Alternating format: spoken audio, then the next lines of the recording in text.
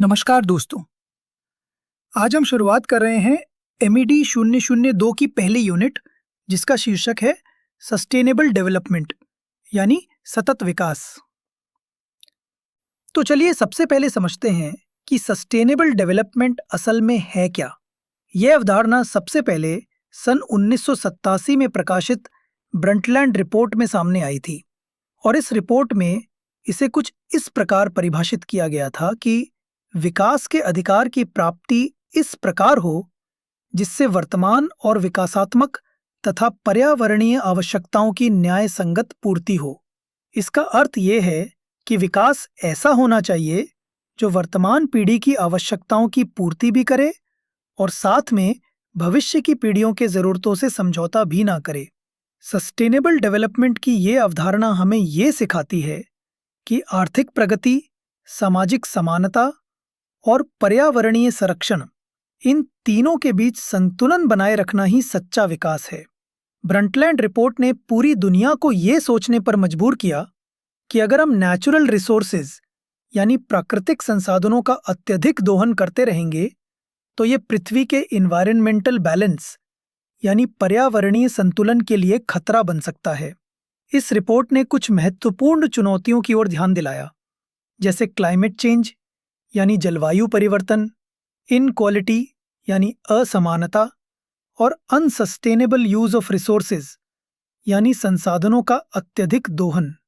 आज sustainable development एक वैश्विक मार्गदर्शक सिद्धांत बन चुका है जो आर्थिक विकास, पर्यावरण संरक्षण और सामाजिक न्याय के बीच सामंजस्य स्थापित करने की दिशा में पूरे विश्व को मार्गदर्शन देता है। इस प्रकार सस्टेनेबल डेवलपमेंट केवल एक सिद्धांत नहीं है, बल्कि एक ऐसा दृष्टिकोण है जो मानवता के वर्तमान और भविष्य दोनों के लिए संतुलित और न्यायपूर्ण प्रगति का मार्ग दिखाता है। तो आइए चलिए चलते हैं अब हम अगले स्लाइड की ओर, जो है की कॉन्सेप्ट्स ऑफ सस्टेनेबल डेवलपमेंट यानी सतत विकास के मुख्य अवधारणाएं। तो चलिए अब समझते हैं कि सस्टेनेबल डेवलपमेंट यानी सतत विकास की प्रमुख अवधारणाएं क्या हैं। इस अवधारणा को समझने से पहले हमें दो मूलभूत शब्दों को समझना होगा। पहला शब्द है सस्टेनेबिलिटी और दूसरा शब्द है डेवलपमेंट। सस्टेनेबिलिटी का अर्थ है मौजूद संसाधनों का समझदारी से उपयोग करना ताकि वे भविष्य की पीढ़ियों के लिए भी उपलब्ध रह सकें। यह सिद्धांत इस बात पर जोर देता है कि वर्तमान की जरूरतों को पूरा करते समय हमें प्रकृति की पुनरुत्पादन क्षमता यानी रीजनरेशन कैपेसिटी को नुकसान नहीं पहुंचाना चाहिए। उदाहरण के लिए, जब हम वन संसाधनों का उपयोग करते हैं तो हमें यह सुनिश्चित करना चाहिए कि वनों का पुनर्जनन यानी रीजनरेशन भी हो रहा हो। यानी अगर पेड़ काटे जा रहे हैं तो उनकी भरपाई एफॉरेस्टेशन और रीफॉरेस्टेशन जैसी प्रक्रियाओं से की जानी चाहिए। एफॉरेस्टेशन मतलब होता है ऐसे स्थानों पर जंगल लगाना जहां पहले जंगल नहीं थे। इसमें बंजर या अनुपयोगी भूमि पर नए पेड़ लगाए जाते हैं और एक नया वन पारिस्थितिकी तंत्र यानी इकोसिस्टम विकसित किया जाता है। और वहीं रीफॉरेस्टेशन का अर्थ है कि उन जगहों पर दोबारा पेड़ लगाना जहां पहले किसी समय जंगल थे लेकिन अब खत्म हो चुके हैं, और इसका उद्देश्य है वनों को उनके मूल स्वरूप में पुनः वापस लाना।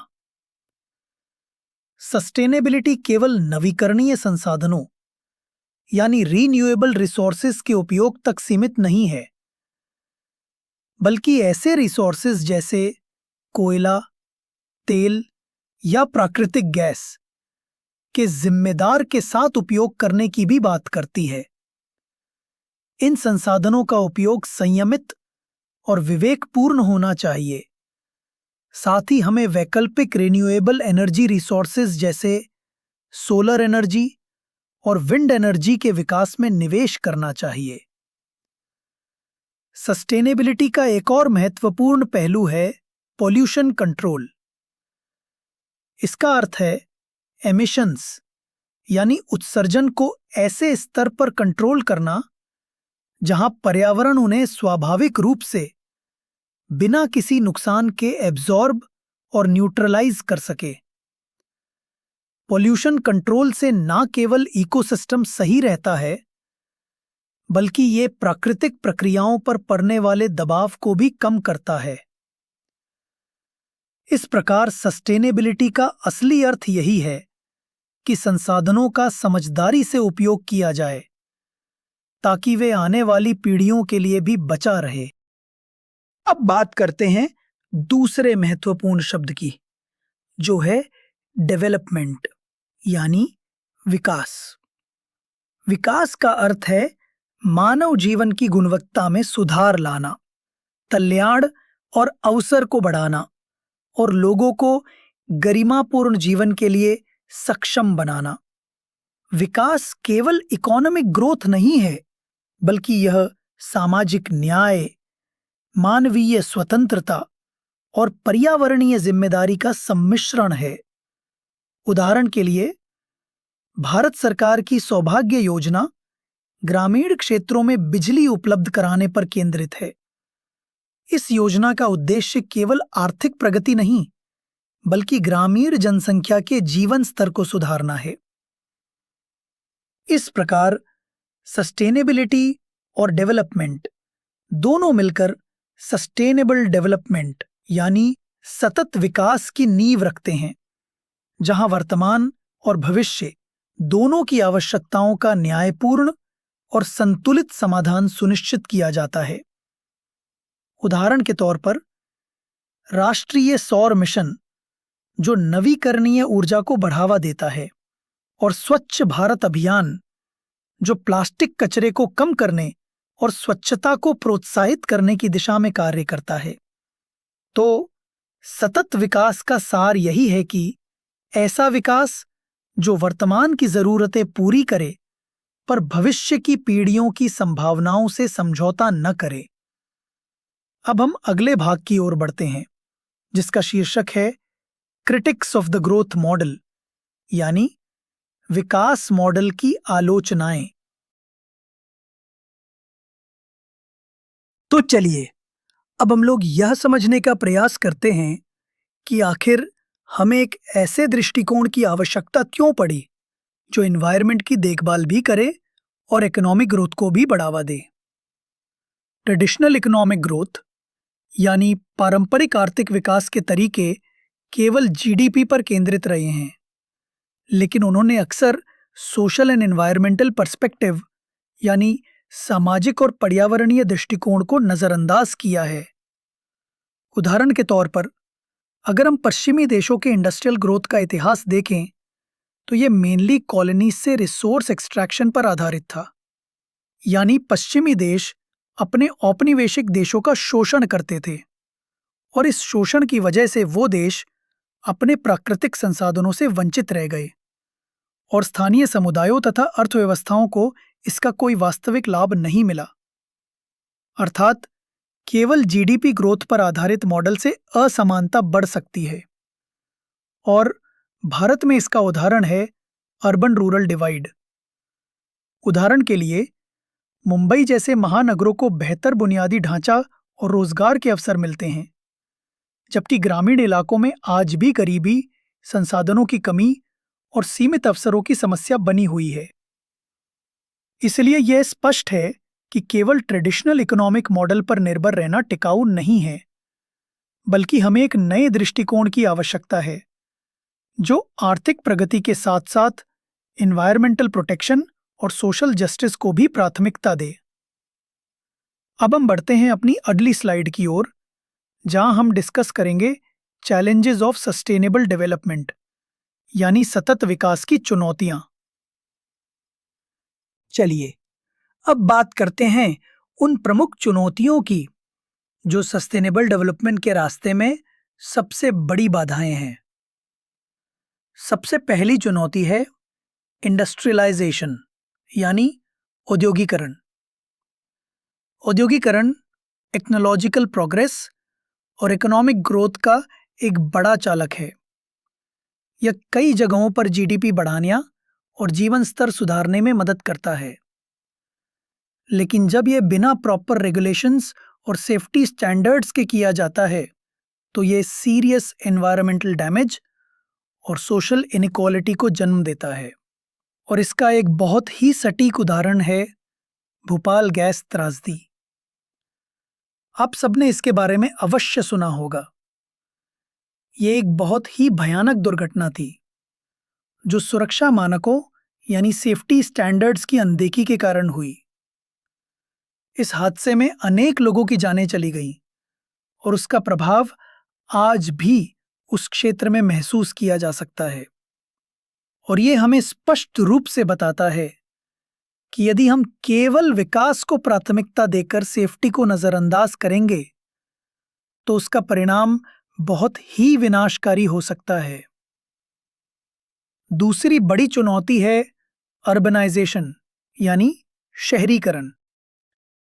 शहरीकरण के साथ कई समस्याएं जुड़ी होती हैं, जैसे लॉस ऑफ एग्रीकल्चरल लैंड यानी कृषि भूमि का नुकसान, नागरिक सुविधाओं जैसे पानी और स्वच्छता पर प्रतिकूल असर, और झुग्गी बस्तियों का तेजी से विस्तार। और इन चीजों को मुंबई जैसे महानगरों में स्पष्ट रूप से देखा जा सकता है।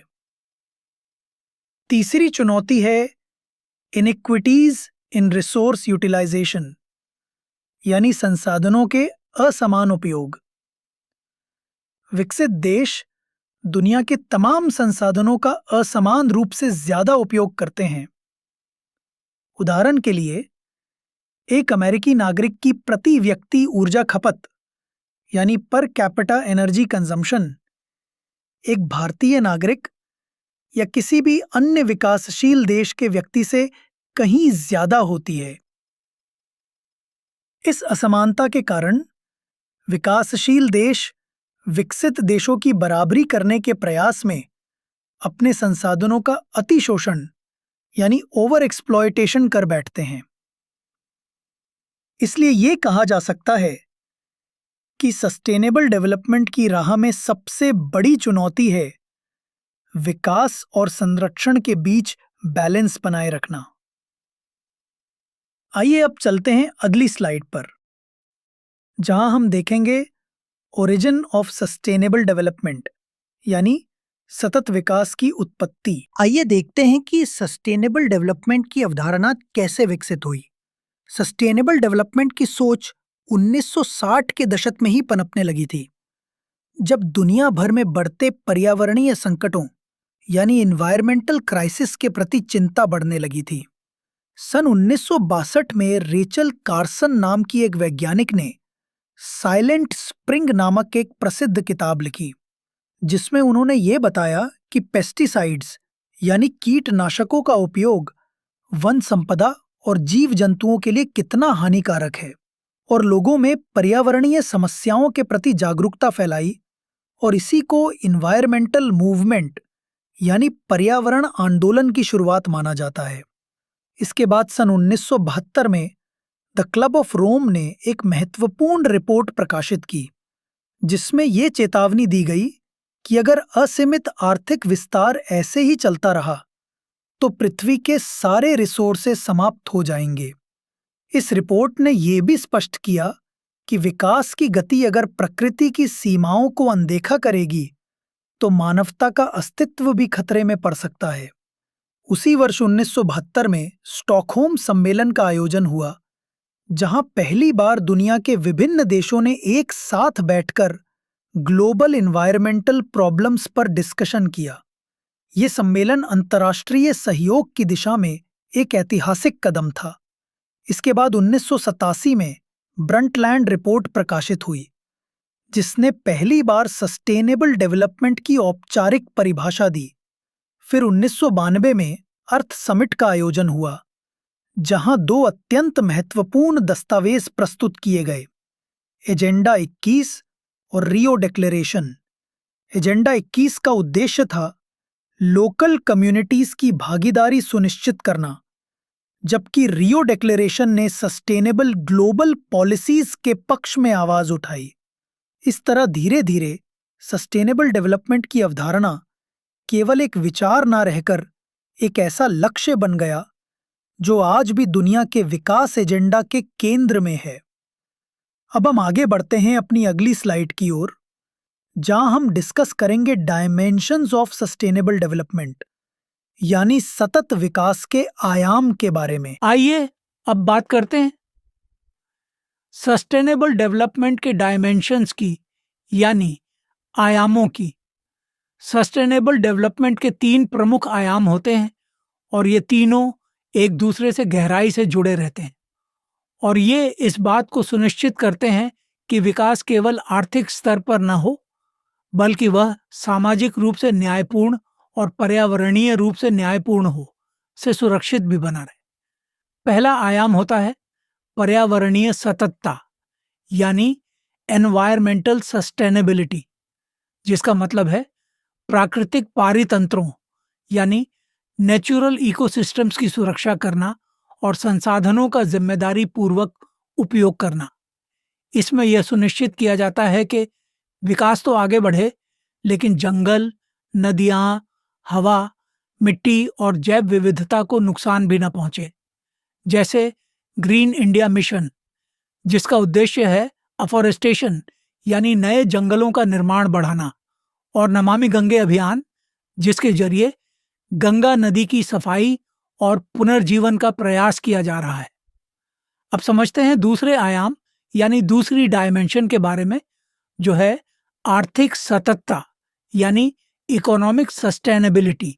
इसका अर्थ है ऐसी आर्थिक वृद्धि जो सबके लिए लाभकारी हो और जिसमें समाज का कोई भी वर्ग पीछे न रह जाए। इसमें यह भी सुनिश्चित किया जाता है कि रोजगार के अवसर बढ़ें, गरीबी कम हो और भविष्य के लिए सुरक्षित आर्थिक ढांचा तैयार हो। उदाहरण के लिए स्किल इंडिया मिशन, जो लोगों को कौशल प्रदान करके छोटे उद्योगों और स्वरोजगार को बढ़ावा देता है, और रिन्यूएबल एनर्जी इनिशिएटिव्स जैसे सोलर पैनल उत्पादन, जो दीर्घकालिक आर्थिक विकास को मजबूत बनाते हैं। और थर्ड डायमेंशन होती है सामाजिक सततता यानी सोशल सस्टेनेबिलिटी, अर्थात समाज के हर व्यक्ति के लिए न्यायपूर्ण उपचार, अच्छी सेहत, शिक्षा और बराबरी का अवसर सुनिश्चित करना। और इसके बिना विकास अधूरा है, क्योंकि सस्टेनेबल डेवलपमेंट का मूल लक्ष्य मानव कल्याण है। जैसे मिड डे मील योजना, जो कुपोषण को कम करती है और बच्चों को स्कूल आने के लिए प्रोत्साहित करती है। इसका एक और उदाहरण है डिजिटल इंडिया अभियान, जो डिजिटल साक्षरता और डिजिटल सेवाओं को हर किसी तक पहुंचाता है, ताकि कोई भी तकनीक से पीछे न रह जाए। इस तरह एनवायरमेंटल, इकोनॉमिक और सोशल सस्टेनेबिलिटी, ये तीनों डायमेंशंस मिलकर सस्टेनेबल डेवलपमेंट के को प्रोसेस कंप्लीट करते हैं। तो दोस्तों, आज के लेक्चर में हमने बहुत विस्तार से समझा कि सस्टेनेबल डेवलपमेंट आखिर है क्या और इतना महत्वपूर्ण क्यों है। चलिए आज के चैप्टर का एक छोटा सा रिकैप ले लेते हैं। सबसे पहले हमने ये देखा कि सस्टेनेबल डेवलपमेंट का आइडिया कहाँ से आया। ये आया था 1987 की ब्रंटलैंड रिपोर्ट से, जिसमें यह बताया कि विकास ऐसा होना चाहिए जो आज की ज़रूरतें तो पूरी करे, लेकिन भविष्य की पीढ़ियों को नुकसान भी न पहुंचाए। यानी डेवलपमेंट ऐसा होना चाहिए जो सस्टेनेबल भी हो, यानी टिकाऊ भी हो। फिर हमने 2 महत्वपूर्ण शब्दों सस्टेनेबिलिटी और डेवलपमेंट का अर्थ समझा। सस्टेनेबिलिटी यानी संसाधनों का समझदारी से उपयोग, ताकि वे भविष्य के लिए भी सुरक्षित रहें। और डेवलपमेंट का मतलब सिर्फ जीडीपी बढ़ाना नहीं है, बल्कि लोगों की जीवन गुणवत्ता, समान अवसर, शिक्षा और सामाजिक कल्याण को आगे बढ़ाना है। कहने का मतलब ये है कि तरक्की हो, लेकिन साथ में संतुलन भी बना रहे। इसके बाद हमने यह भी समझा कि पुरानी सिर्फ जीडीपी पर आधारित विकास मॉडल की क्या क्या सीमाएं थीं।